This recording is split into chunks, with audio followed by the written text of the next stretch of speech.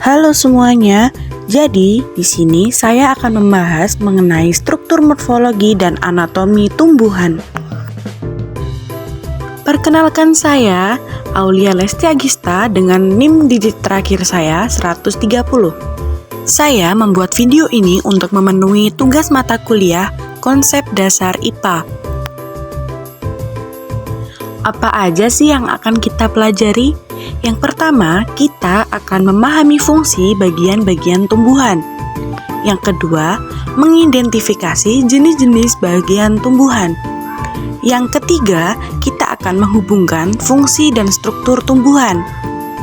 Dan yang terakhir, kita akan menyebutkan persamaan dan perbedaan antara struktur anatomi akar dan batang. Bagian-bagian tumbuhan. Yang pertama yaitu daun. Daun adalah organ yang penting untuk fotosintesis dan pernapasan tumbuhan. Ada juga batang. Batang berperan dalam mengangkut air, nutrisi, dan makanan dalam tumbuhan. Yang ketiga ada akar. Akar adalah penopang dan penyedia nutrisi bagi tumbuhan.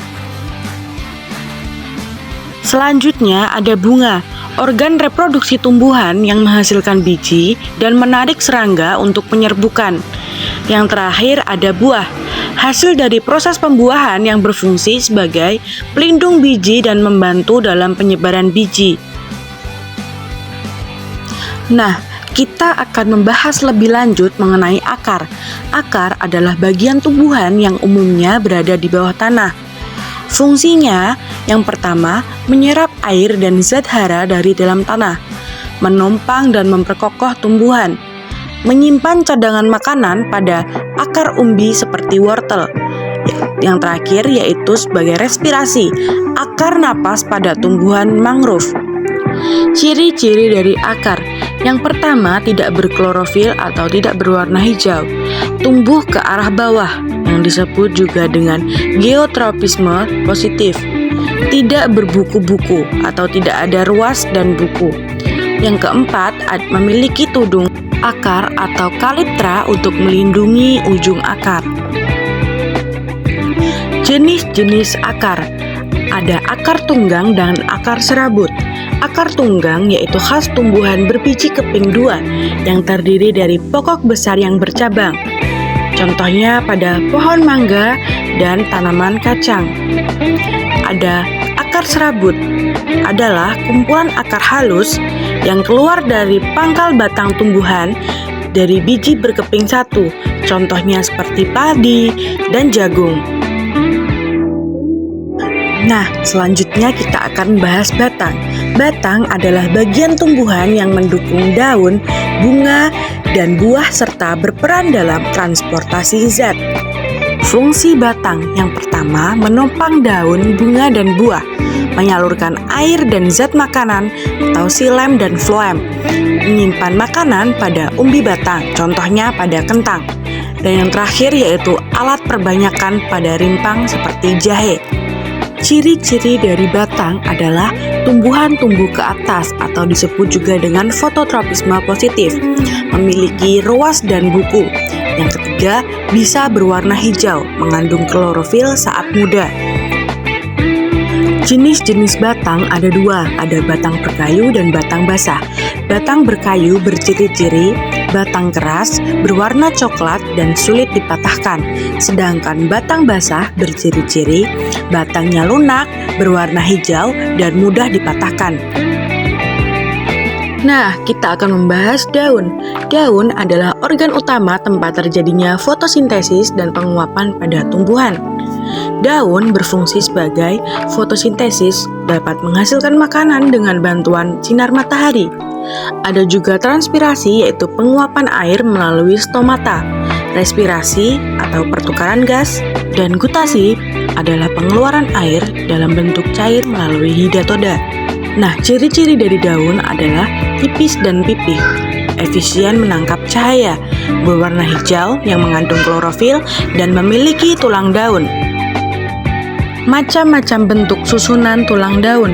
Yang pertama, tulang daun menyirip. Tulang daun menyirip berbentuk seperti susunan sirip ikan.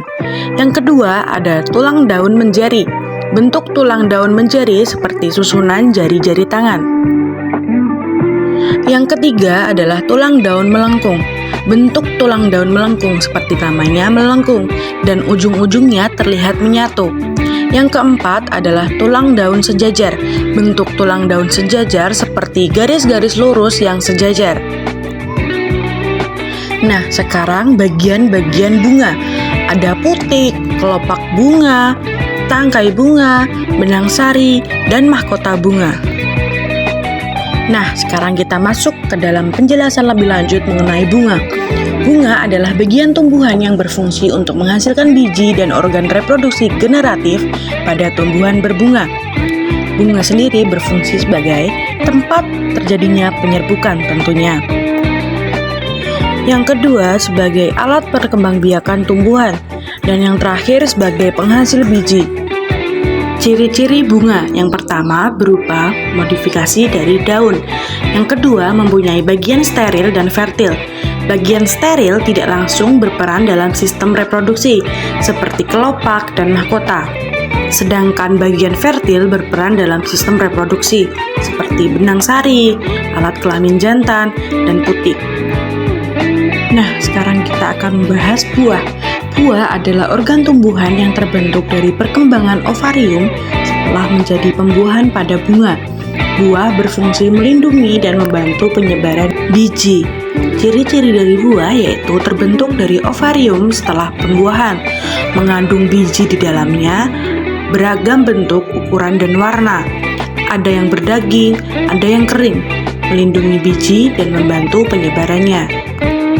Bagian-bagian buah ada biji, kulit buah, dan daging buah.